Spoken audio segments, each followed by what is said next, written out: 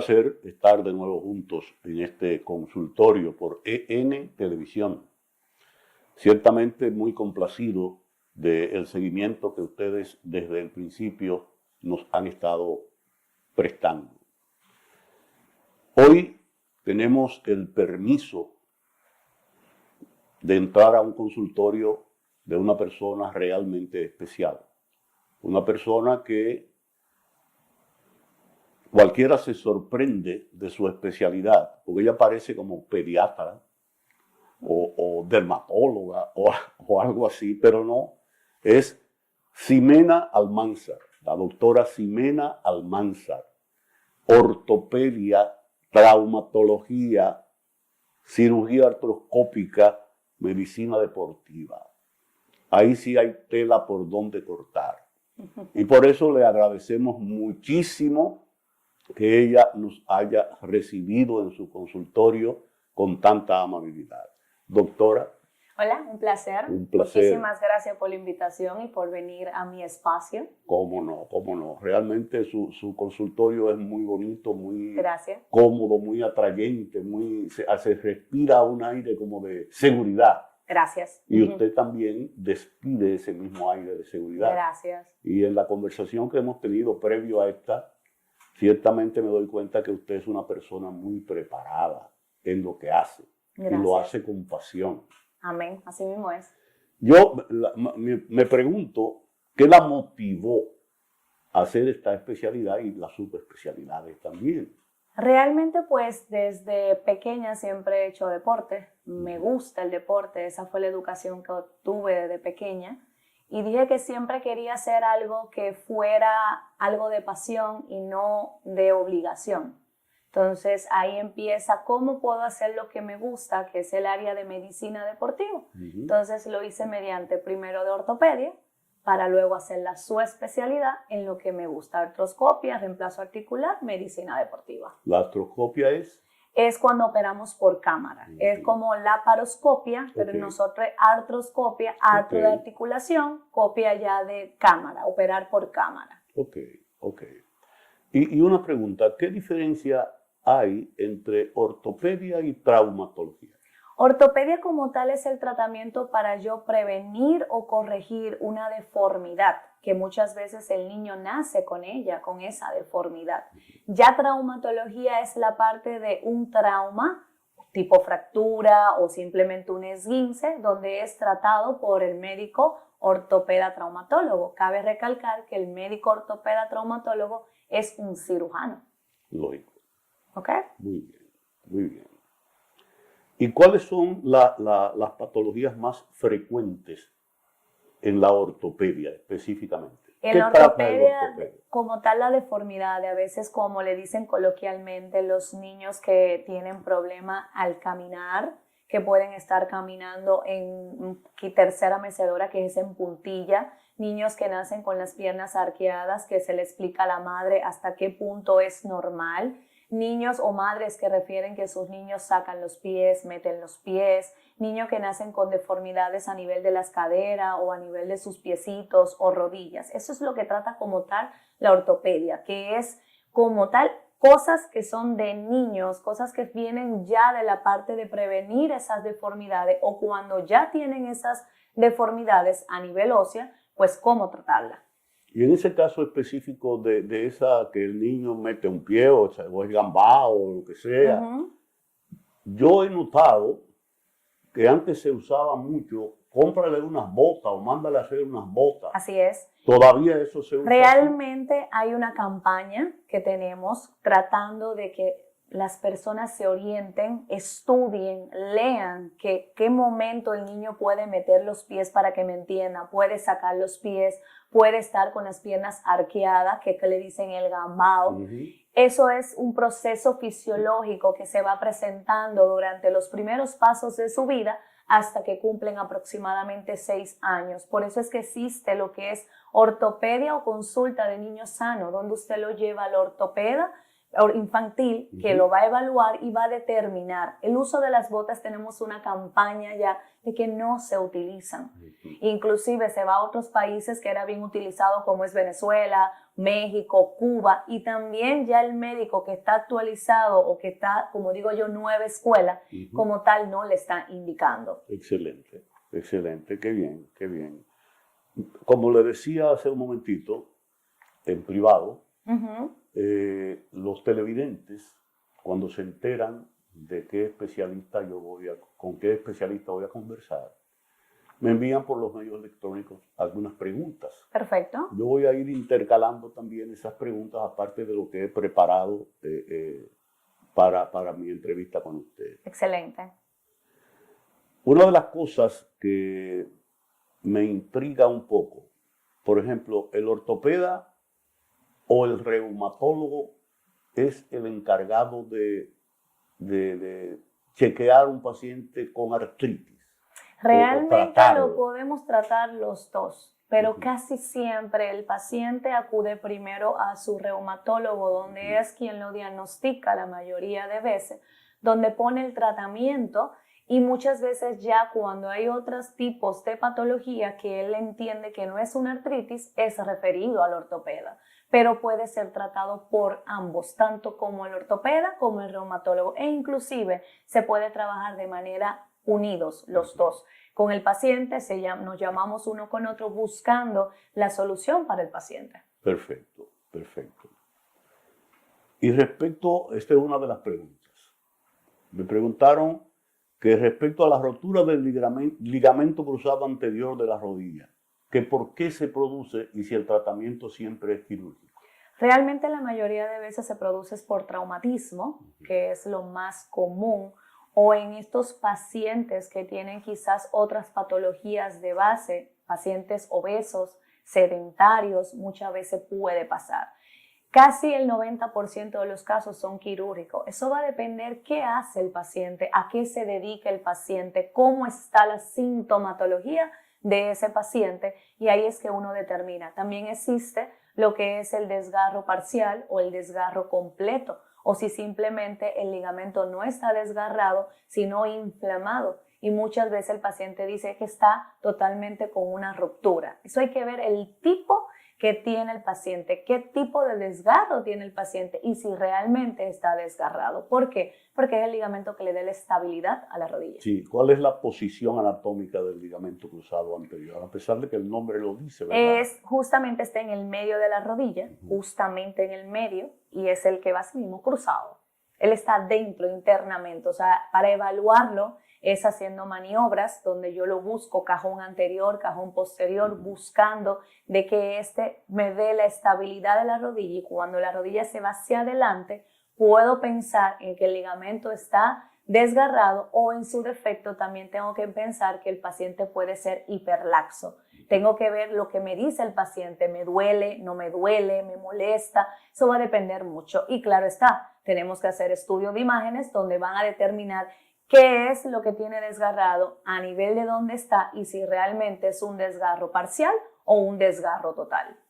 ¿Y cuál es la manera más sencilla de que se pueda desgarrar o romper el ligamento cruzado anterior? Un traumatismo. Un traumatismo. Puedo ir caminando, choca con un motor, por decirle algo, puede provocar el desgarro. Puede ir caminando, falsea, cae de lado, puede fracturar, desgarrar el tendón, el ligamento, el ligamento.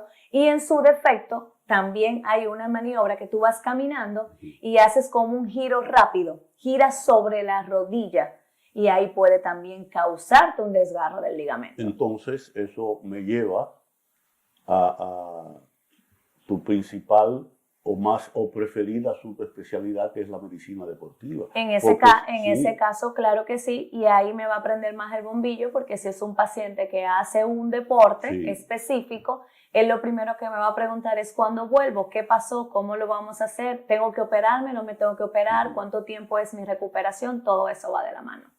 ¿La operación depende de qué? ¿De que el desgarramiento se opera también? Todos los desgarros casi siempre son operables dependiendo el nivel o el tipo de desgarro que sea, porque se divide, y también es si a nivel de tendón.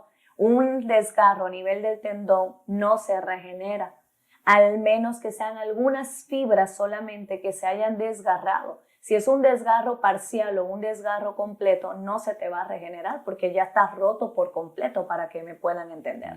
Perfecto.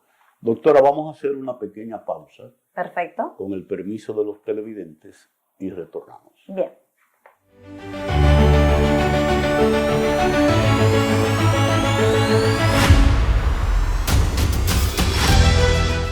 Bien, continuamos con la doctora Ximena Almanzar con una conversación tan interesante.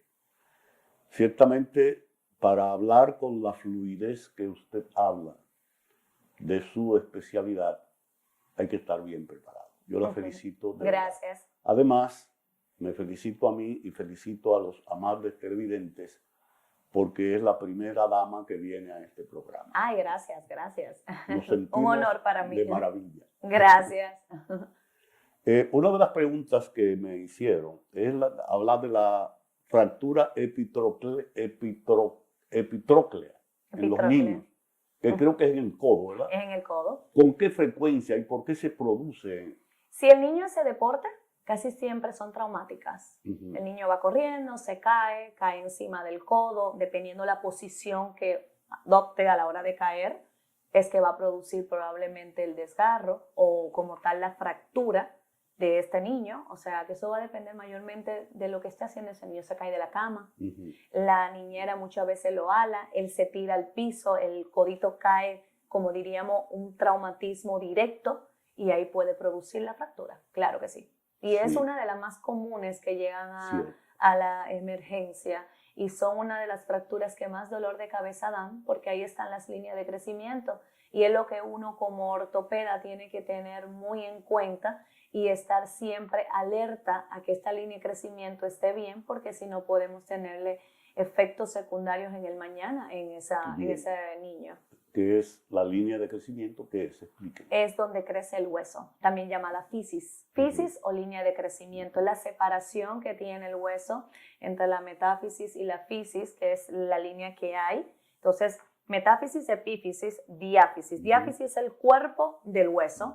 Está la metáfisis y después viene la epífisis. Entre medio de la epífisis y la metáfisis está la línea de crecimiento. Entonces, esa línea de crecimiento tenemos que cuidarla siempre. Y cada vez que un niño se nos cae, nosotros, o por lo menos yo, hago una comparación de las dos extremidades. Ejemplo, como estábamos hablando del codo, hago una radiografía de los dos codos, comparando, viendo esa línea de crecimiento, que estén iguales y que no haya una diferencia, porque es la alerta que nos va a dar a nosotros como ortopedistas.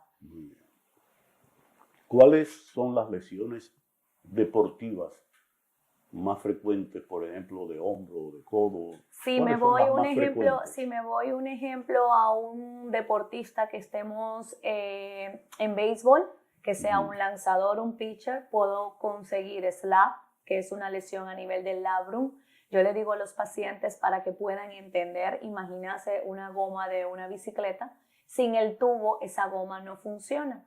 Entonces el hombro está captado en esta parte aquí, para mantenerse fijo tiene el tubo de la bicicleta, que es el labrum. Entonces ahí se producen lesiones que provocan inestabilidad en el hombro, igual que también lo que son los desgarros del manguito rotador, que está compuesto por 4 músculos que terminan en 4 tendones en el hombro, y ahí también son una de las más comunes. Sí, y esa lesión del manguito rotador, que es tan mencionada, precisamente se menciona mucho en los beisbolistas, ¿no? Claro que sí. ¿Qué produce? ¿Qué impide? Dependiendo, porque muchas veces el paciente está fortalecido y cuando usted lo evalúa no sale positivo a lo que uno cree. Cuando de repente hacemos la resonancia magnética, que es la imagen es más fidedigna, no va a decir tiene un desgarro, por ejemplo, del supraespinoso, que es uno de los tendones, pero muchas veces son lesiones parciales. Puede ser tipo pasta, que solamente es dentro de la articulación, o fuera de la articulación, que son bursales, pero el paciente da negativo a la evaluación porque está fortalecido o en su defecto está muchas veces a bajo tratamiento. Pero las limitaciones a veces son elevación, abducción, a veces no pueden hacer rotación externa ni rotación interna, y eso conlleva que cuando tratan de hacer esos movimientos presentan dolor, y uno más o menos ya por la clínica dice, espérate, aquí tiene que haber algo en el manguito rotador, vamos a hacer los estudios de imágenes para ya entonces decir un diagnóstico definitivo. Y eso se cura, por supuesto. Realmente sí, la mayoría son quirúrgicos, como yo dije ahorita, los desgarros a nivel de tendones y ligamentos importantes de algunas articulaciones cuando tienen desgarro por completo son quirúrgicos. Con el manguito rotador va a depender la edad del paciente. Realmente se supone que un paciente menor de 30 años, 25 años, no tenga desgarro del manguito rotador, pero si tiene un accidente de una motocicleta, de una bicicleta, cayendo al pavimento de manera directa puede provocar un desgarro del manguito rotador y tener apenas 21 o 22 años. Pero se supone que esas lesiones mayormente son inestabilidad en pacientes menores de 30 años, 25 años. Ya mayores de 30 años vienen a nivel de desgarro. También va a depender del deporte que haga. Si sigo diciéndote de lesiones deportivas, podemos llegar a que el codo sufre mucho más la parte interna de lo que mucho hablan en los beisbolistas, la cirugía de Tommy John. A nivel de las lesiones lumbares, están llegando muchas lesiones lumbares y es más por la debilidad del tronco, que es el core. También existen lo que son las rodillas. Y ahora en estos corredores que me está afectando mucho entre rodilla y tobillo, dependiendo la forma que ese corredor corra, valga la redundancia. Sí, hay que aprender a correr, para correr correctamente. Eso es correcto, y además que también tienes que conocer tu pisada. Si tú no conoces el tipo de pisada que tiene, el tipo de calzado que puede utilizar, van a venir lesiones futuras que usted va a decir, ¿por qué me está pasando? Si es que no te hiciste una evaluación previa antes de empezar a hacer esa actividad física que quizás te apasiona o que quieres experimentar a ver si puedes hacerla. Entonces, lo recomendable es ir a su médico para ver si está capacitado para ese tipo de deporte o actividad física que usted quiera hacer. Usted hace poco mencionó la bursa y recordé, claro que sí, la bursitis. ¿Por qué se produce la bursitis? ¿Qué es la bursitis? Mira, ¿Y qué es la bursa? Todas las articulaciones tienen bursa. Yo le digo a los pacientes para que puedan entender de manera coloquial, imagínense una vejiga llena de gelatina. Son los que amortiguan para que los huesos no cizallen entre sí. Cuando éstas se inflaman, le ponen la palabra itis, bursitis. Entonces, ahí viene esa inflamación. Se produce diciendo, hey, aquí hay algo. Lo que pasa es que duele bastante y la mayoría de las personas dicen, no, que me van a operar una bursitis. No, realmente la bursitis no se opera. Tú entras a un quirófano a operar una lesión de manguito rotador, por decir algún ejemplo, y como tiene la bursa inflamada, tú puedes hacer una bursectomía parcial, que te llevas limpia lo más que pueda para poder ver bien el tendón que vas a reparar. Pero la bursitis como tal, con un buen tratamiento bioral y unas buenas terapias, eso se quita al 100%. ¿Ya no se está usando aquella famosa inyección de cortisona? Respetuosamente yo no la utilizo en intraarticular, yo la utilizo intramuscular a nivel de glúteos, no la pongo en la articulación del hombro, respeto a aquellos que lo hagan porque cada quien tiene su librito, pero yo personalmente no la utilizo. Debo decirle que hace muchos años un amigo médico, especialista, cirujano, me hizo una historia de un pariente de él que fue con una bursitis. También tiene una bursitis. Bueno, y él le dio un tratamiento. No recuerdo cuál fue. Se seguía quejando. Y un día se desaparece. Y como a la semana vuelve y dice, mira, estoy perfecto. Me inyectaron lo que tú no quisiste hacer. Me inyectaron cortisona y eso me puso nuevecito. Y entonces él me cuenta que no pasó un día y de hecho le voy a preguntar qué sucedió ahí. Cuando el tío llama al sobrino y le dice, voy corriendo para allá. Yo sentí una bola que me bajó aquí y mira lo que tengo ahí. Ahí voy. ¿Qué le pasó? Realmente yo no utilizo la cortisona porque si no la hago sonodirigido, como lo hacen en otros países la mayoría de veces, si yo la pongo en un tendón, puedo hacer un desgarro de ese tendón por completo o en su defecto provocar una necrosis de ese tendón. Sí. Entonces, ¿qué pasó ahí? Si se le formó la bola, que es el signo de Popeye, cuando el se signo de desgarra de arriba el tendón del bíceps tiene Exacto. dos cabezas, se rompe la porción de la cabeza larga y entonces cae y hace el signo de Popeye. ¿Y eso lo produce la cortisona inyectada así directamente? Muchas veces sí. Otras veces puede por su ser, gran poder antiinflamatorio será, o puede ser que ese paciente ya tenía un desgarro y la cortisona terminó de hacer el desgarro. No necesariamente es que la cortisona la pusieron y fue la que provocó desde un principio. Puede ser que ya estuviera esa lesión y esto simplemente hizo el toque para que terminara de hacer el desgarro por completo del bíceps. Bien. ¿Y el codo del tenista famoso? También está el codo del tenista o el codo del golfista. No necesariamente golfista, no tiene que jugar golf o tiene que jugar tenis. Sí. Realmente es por donde está. Es si usted está en posición anatómica, que es con la palma hacia arriba. Tenemos un epicóndilo, que justamente ahí van unos tendones comunes, donde cuando se inflama puedo tener una tendinitis medial o una epicondilitis medial y una epicondilitis lateral. Eso duele muchísimo. Sí. Inclusive pasa mucho en las personas que quieren destapar algo y está muy apretado y hacen la fuerza, o en su defecto muchas veces cuando hacen una fuerza brusca, principalmente las mujeres que vamos manejando, tiramos el brazo hacia atrás y lo traemos hacia adelante, trae problemas no solamente en el hombro, sino también en el codo. Pero eso del epicondilitis o codo del tenista o del golfista simplemente es un proceso inflamatorio. Como utilizamos demasiado las manos, que va en conjunto con el codo, la recuperación es mucho más lenta. Ya, excelente. Una de las preguntas que me hicieron es ¿qué es la osteoporosis y por qué se produce? La sintomatología y si tiene cura. Realmente la osteoporosis, como la osteopenia, son enfermedades silentes. Son enfermedades que no dan sintomatología. Son enfermedades que por eso se le pide principalmente a la mujer hacerse su chequeo a partir de los 40 años. ¿Es más frecuente en la mujer?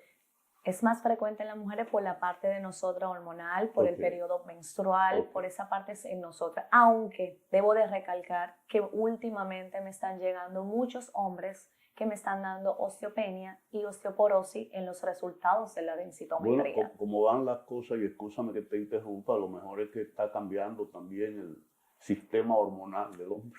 Puede ser, nadie sabe. También está incluyendo mucho el sedentarismo que estamos llevando, eso va mucho de la mano. Al ser una enfermedad silente, muchos se descuidan, muchos no se dan cuenta, muchos nada más piensan que el hueso se alimenta de calcio, se olvidan de la vitamina D, se olvidan del fósforo, que también son nutrientes que son del hueso. ¿Y qué pasa con la osteoporosis? Muchos lo descubren porque van caminando, de repente falsean, se fracturan y caen al piso. O sea, primero la fractura y después caen al piso. Cuando llegan a la emergencia o a su médico que hacen los estudios radiográficos, se dan cuenta que es que un hueso está osteoporótico. Por eso se invita a que acudas a tu médico, a que hagas los chequeos de rutina, que no solamente es calcio, sino hacer su densitometría ósea, que es el estudio fidedigno para decirnos a nosotros si tiene una osteopenia o una osteoporosis. Se pone tratamiento. Hay personas que van subiendo su score y al subir su score, diríamos la parte de subir es para mejorar, no de bajar el score para empeorar, sino subir para mejorar ese score, sí se puede llevar. Pero eso va a depender el nivel que haya llegado ese paciente ante nosotros. Ya. ¿Ok? Ya. Pero entonces sí, no tiene cura realmente, sino que puede mejorar. Mejora bastante y hay pacientes que se ponen, o sea, a hacer actividad física, fortalecen la alimentación, la mejoran y muchas veces suben a osteopenia, de la osteopenia suben a normal, pero casi siempre cuando tú descubres una osteoporosis, ese paciente tiene más de 70 años, 60 años y por eso es que se tarda más en uno querer recuperarlo y decirle, sí, usted se va a sanar. Usted se va a curar de la osteoporosis. Y muchos dicen, no, yo tengo osteoporosis, vengo porque me duele la cadera. Y realmente cuando vienen donde mí es porque tienen ya un desgaste del cartílago, que es la artrosis o la cosartrosis que es de cadera, y dicen es por la osteoporosis. No es por la osteoporosis, es por la lesión que usted está teniendo a nivel del cartílago, que eso sí duele. Y en el caso precisamente de esas fracturas ¿cómo se llama eso? Hay un término, fracturas, como usted dijo hace un momentito, que el individuo va cayendo, se fractura y se cae, Por ¿no? la fractura de osteoporosis, Espontánea, creo que o son. fractura espontánea, sí, Fractura claro que espontánea. sí, claro que sí. En el caso de que se produzca una fractura espontánea Ajá. en un hueso osteoporótico, ¿cómo se hace la reducción? Yo supongo que es un poquito más difícil, sí, ¿no? ahí hay que evaluar si realmente vale la pena poder operar, porque como operamos con materiales de osteosíntesis, hay Sí. que ver si ese tornillo o ese material que vamos a poner, ese hueso lo puede soportar. Lógico. Porque de nada sirve yo entrarle a un quirófano y luego salir que no pudo porque el hueso no me lo permitió. Entonces ahí es que viene el sistema que nos tenemos que sentar, analizar al paciente, qué tipo de paciente es, si realmente le va mejor un tratamiento conservador con inmovilización o total reposo, o si en su defecto sí califica para una cirugía. Sí, pienso que posiblemente también eso tenga que ver con una percepción que tienen muchas personas de que si una persona ya senil, ¿no? Más Ajá. o menos, de más de 70 años, se cae en el baño y se fractura la cadera, parece que hay una alta probabilidad de que no salga de eso. Aunque si usted supiera que hay muchos colegas, me incluyo, que a veces van pacientes de 90 años y se operan y queda todo perfecto, porque son pacientes activos. Por ejemplo, yo tengo un paciente ahora mismo de 76 años que me juega voleibol. Ya. Y usted lo ve y usted dice, ¿usted tiene 60? No, tengo 75. Entonces eso también va a depender mucho de lo que haga ese paciente, porque si es un paciente sedentario, que solamente se levanta al mueble a ver televisión, luego termina y vuelve a la cama, usted sabe que la probabilidad de poder operar lo van a ser prácticamente nula. Pero si ese paciente es activo, que va al supermercado, que va donde la familia, él lo que va a decir es, opéreme porque yo quiero seguir caminando. Entonces ahí es que viene que tú tienes que cada paciente individualizarlo y definir qué podemos ofrecerle, pero que el paciente salga beneficiado. Perfecto. Pues continuando con la conversación y volviendo a su especialidad de deportes, una de las preguntas que me pareció casi una historia clínica, me dice un hombre de 26, 27, 28 años, deportista habitual, que empezó a dolerle una pierna después del ejercicio que hacía. Y con el reposo se le mejoraba. Y a veces hasta se le quitaba, pero cuando volvía a hacer su caminata o a correr o lo que sea, volvía el dolor. Y entonces fue a un fisioterapeuta. Pero el fisioterapeuta le diagnosticó sobrecarga gemelar, sobrecarga de los gemelos, o la batata, ¿verdad? La pantorrilla, lo gastrocnemio, así es. Pero él dice que han transcurrido varias semanas, varios meses y sigue igualito. Y entonces él quiere saber qué puede hacer, ¿no? Él no dice en ningún momento qué actividad hace, si es correr, si es... No me da muchos detalles, ni siquiera si el fisioterapeuta que hizo, ¿no? Pero yo tengo una pregunta que va relacionado con eso. Cuando una persona siente un síntoma de muscular o un dolor en una articulación, ¿dónde debe ir? ¿Al fisioterapeuta o al ortopeda o traumatólogo primero? Realmente se supone que tenemos que primero dividir. Está el fisiatra, que es el médico, y está el fisioterapeuta, que no es el médico, sino es el que recibe como tal lo que le dice el fisiatra que va a trabajar con ese paciente. Lógico. Se supone que cuando yo sufro un traumatismo, cuando yo tengo una lesión o cuando yo sospecho de que tengo una lesión, lo primero es acudir a su ortopeda, donde el ortopeda va a evaluar la parte clínica, donde el ortopeda va a hacer estudios y va a determinar y decirte, este es el diagnóstico, con esto vamos al fisiatra para que el fisiatra pueda trabajar, donde también el fisiatra ve los estudios y en conjunto con el ortopeda trabajan para que ese paciente pueda evolucionar bien. Entonces, con esta persona que está haciendo su breve historia, tenemos que ver qué tipo de deporte está haciendo. Por ejemplo, si es un corredor y dice que está teniendo carga a nivel de los gemelos, repitiendo que son la pantorrilla, la batata, hay que ver si es que está cambiando su forma de caminar o de correr, si es que tiene una corrida en supinación o en pronación o en puntillas, el tipo de calzado que está usando, o si está yendo al gimnasio, quizás no está levantando el peso que su cuerpo amerita, y esto le está dando una señal, o en su defecto puede estar muy cargado por durar mucho tiempo haciendo actividad física y no hacer descargas musculares. Mi recomendación, acuda al ortopeda para que haga los estudios, evalúe todo, pisada, todo lo que tenga que ver con biomecánica, y de ahí entonces se refiere nuevamente al fisiatra para que entonces el fisioterapeuta pueda trabajar con él de manera correcta y con un diagnóstico ya de mano. Perfecto. Mire, yo siempre a los especialistas con los que converso le hago una pregunta. ¿Qué es lo último en tu profesión? ¿Qué es lo último? Porque la medicina ha progresado mucho con tanta tecnología. ¿En qué es lo último que tú ves que ha sido progreso positivo dentro de la ortopedia y traumatología? Que estamos cada vez más subespecializados. Ya no estamos quedándonos como ortopedas generales, que cada uno está buscando la rama para poder ayudar a ese paciente dependiendo la articulación que esté lesionada. La parte de la artroscopia ha evolucionado muchísimo porque ya no tenemos que abrir un paciente donde se tarda más en recuperarse, sino que buscamos la solución de que esa recuperación sea mucho más rápida y sea más sencilla para el paciente. Eso quiere decir que como que el avance cada vez más mayor y que el paciente no se encuentra desorientado, que va a un ortopeda y lo trabaje todo. Sino, un ejemplo, cuando me llegan a mí de columna, se refiere a columna. Si hay que hacer una cirugía, vamos a mandarlo al departamento correspondiente para entonces así tratar al paciente de manera correcta. Y eso es lo bueno, que cada uno nos estamos subespecializando porque así brindamos un mejor servicio. Y en cuanto, por ejemplo, a materiales, he leído algo de eso. Los materiales que se están utilizando, como los clavos, las varillas y eso debe haber cambiado en algo, ¿no? Claro, lo que pasa es que ya utilizamos un material que es mucho mejor, que es de titanio, ya no es un acero inoxidable. Claro está, todavía existe el acero inoxidable, no es que se ha descartado, pero sí ya los materiales inclusive son materiales que se pueden quedar ahí con el paciente, no hay que retirarlo.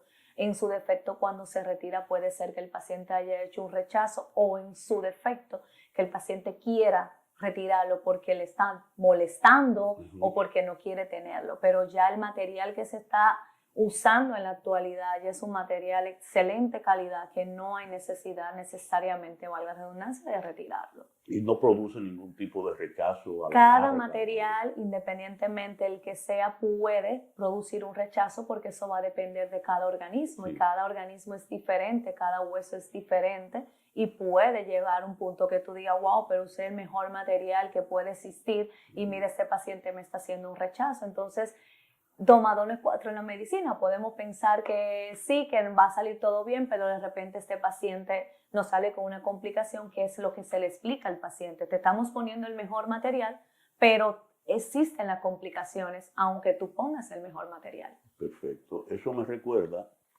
que el programa pasado nuestro, visitamos no un consultorio, sino una oficina de un abogado. Pero uno de los, si no el único, el primer abogado que se ha especializado aquí en negligencia médica, en mala práctica médica. Y yo me puse a investigar acerca de eso y encontré unas cuantas errores médicos, tan mala práctica, ¿no? Realmente increíbles. Y uno de esos, que fue el que recordé ahora, es el de uno que se estaba operando de una pierna a un paciente y no encontró la varilla de titanio. En vez de esperar o buscarla, él cogió un destornillador, le quitó el cabo y le puso eso. A los 2 o 3 días se le rompió eso allá adentro. Claro. Lo tuvieron que operar no sé cuántas veces. Creo que el paciente al final murió como a los 2 años, de tanta cirugía y tantos inventos que le hicieron. Wow. Son cosas que ciertamente sorprenden, pero hay médicos y hay médicos. Eso es cierto. Y Así una mismo es. realidad es que todos somos humanos Eso es y cierto. podemos cometer errores. Eso es muy cierto. Vamos a hacer otra pequeñita pausa y Perfecto. retornamos.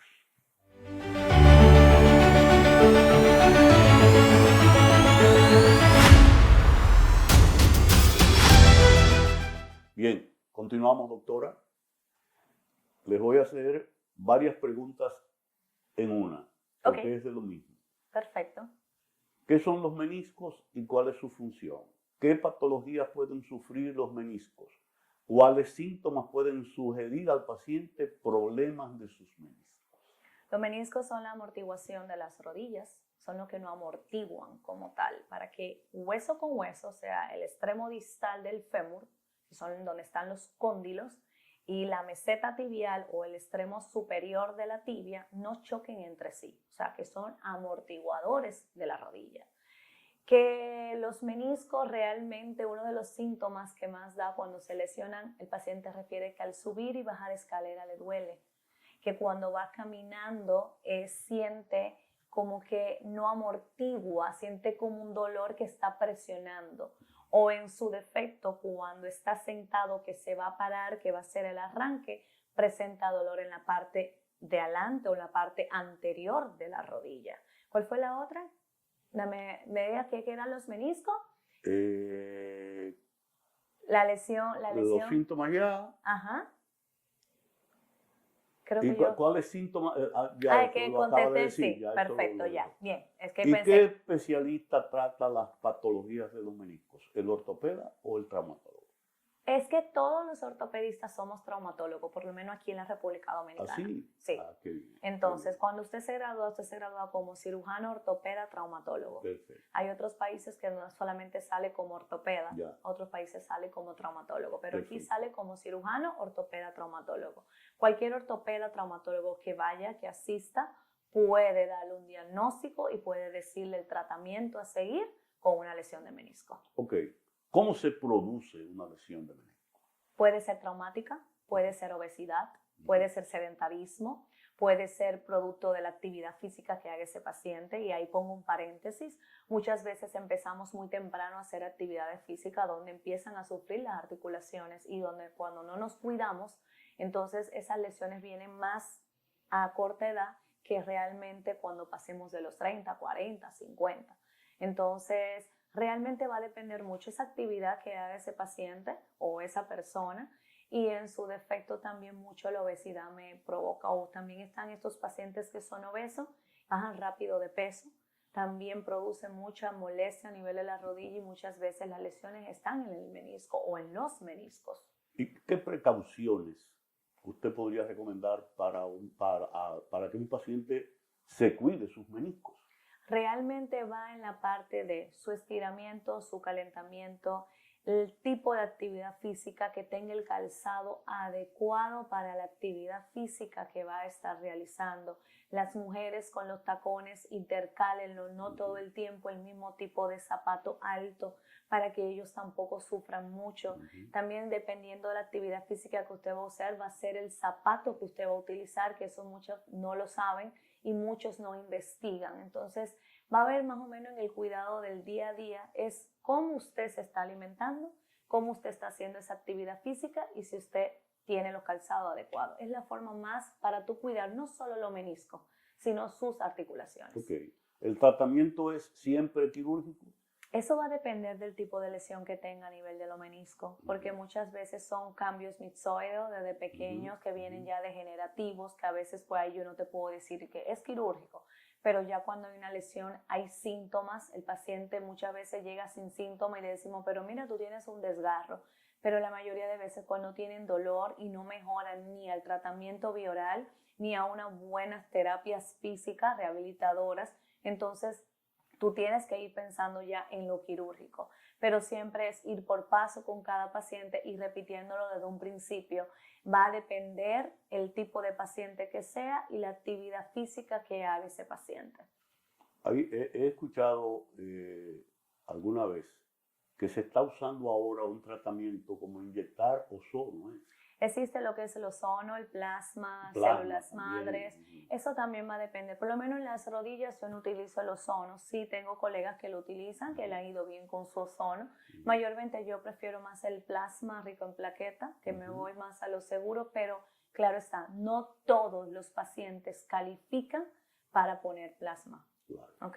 No hay enfermedades sino enfermos, siempre lo digo. Efectivamente, así es. Y cada uno se califican, porque de nada sirve que yo te diga, bueno, te voy a poner plasma, pero luego tú me digas, yo sigo igual. Entonces, Sí. cada paciente, como dije en un principio, hay que individualizarlo. Sí, sí, como usted sabe, hay meniscos en otras partes del cuerpo. ¿Por qué solamente se habla de los meniscos de la rodilla y todas las partes? Los otros no les pasa nada nunca. Lo que pasa es que son los que tienen la carga del cuerpo. Realmente sostienen a nosotros. Es como el tronco, las extremidades superiores no existieran si el tronco no está. Entonces, ¿qué pasa? Los meniscos te aguantan el tronco, como diríamos, te aguantan las piernas, y es lo que tú mayormente utilizas todo el tiempo, a pesar que donde tiene mayor rango de movilidad son las articulaciones de los hombros. La rodilla nada más hace flexión y extensión, para que me entiendan, extenderla, estirarla, flexión, doblarla.